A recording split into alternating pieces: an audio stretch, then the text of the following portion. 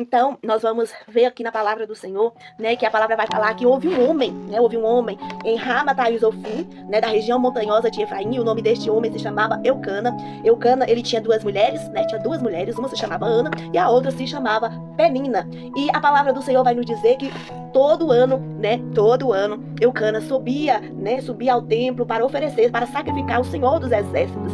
E a palavra vai falar que sempre que Eucana ele ia oferecer sacrifício, né, ao Senhor, ele sempre dava uma porção dupla para Ana. E por que ele dava uma porção dupla para Ana? Porque ele o amava. Por mais que Ana não gerava, não podia ter filho, ele o amava. Então nós vamos ver aqui duas mulheres, uma podia gerar e a outra não podia gerar. E Ana, ela tinha esse desejo no coração dela de poder ter um filho. Porém, a palavra do Senhor vai nos falar, né, que o Senhor havia fechado a madre de Ana, né, tinha deixado Ana estéril, e por causa da esterilidade, né, por Ana não poder dar filho para o seu esposo Eucana, a palavra vai nos falar que Ana era provocada excessivamente. Ana era humilhada, Ana era criticada. Por quê? Porque Penina gerava e Ana não. E isso, né, por mais que Penina gerasse, ela criticava Ana porque Ana não podia gerar. Isso entristecia muito o coração de Ana, de tanto que isso entristecia Ana de uma forma tão grande que a palavra do Senhor vai falar que Ana, ela não comia por quê? Porque ela só chorava, né? Por quê? Porque a tristeza era grande demais, de além de não poder gerar,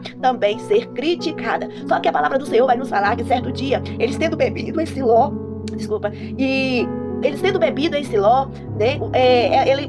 O sacerdote Eli, ele estava sentado numa cadeira, né, a um pilar do templo do Senhor, e a palavra vai nos falar que Ana, ela se levanta e ela, com amargura de alma, ela orou ao Senhor e ela chorou abundantemente. E ali, né, ali amargurada, ali ela, por que isso, Senhor?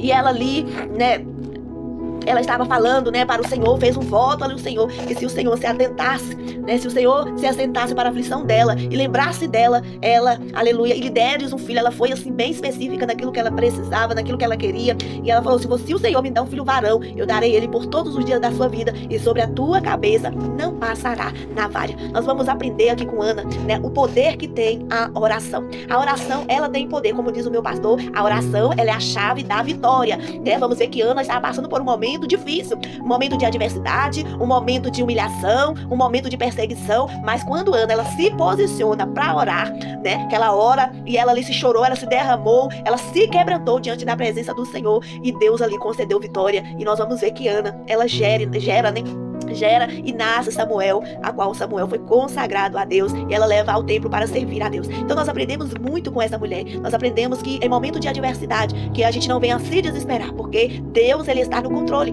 Deus está no controle. Muitas coisas ele vai permitir para nos aperfeiçoar, né, pra gente cada dia mais entender que ele é fiel, ele está no controle de tudo e todas as coisas, né? E Deus operou o milagre. E tanto que logo após nós vamos ver que Ana, ela faz o cântico agradecendo, exaltando e louvando a Deus. Por quê? Porque ela vai falar, ó, até aquela que não podia, né? Até aquela que era estéril, teve 7 filhos. Então o nosso Deus, ele é poderoso. Ele é poderoso para pegar aquilo que ao nosso olhar é impossível, se tornar possível. E esse Deus, né, a qual operou sobre a vida de Ana, é o mesmo Deus a qual nós servimos. Ele tem poder para operar também na sua vida. Então que nós possamos cada dia mais nos posicionar na oração, nos derramar, nos quebrantar diante da presença do nosso Deus, porque ele é fiel para fazer o impossível acontecer, né? Até para mudar decretos. Vamos ver na palavra do Senhor, onde a palavra vai falar lá sobre o rei Ezequias, né, que o Senhor envia um profeta, acho que foi Natã, até ele, para que falasse com ele: ó, coloca a sua casa em ordem, porque você vai morrer. E ali a palavra do Senhor vai falar que diante disso, o rei, ele olha para a parede, e ele pega e faz uma oração a Deus. E aí,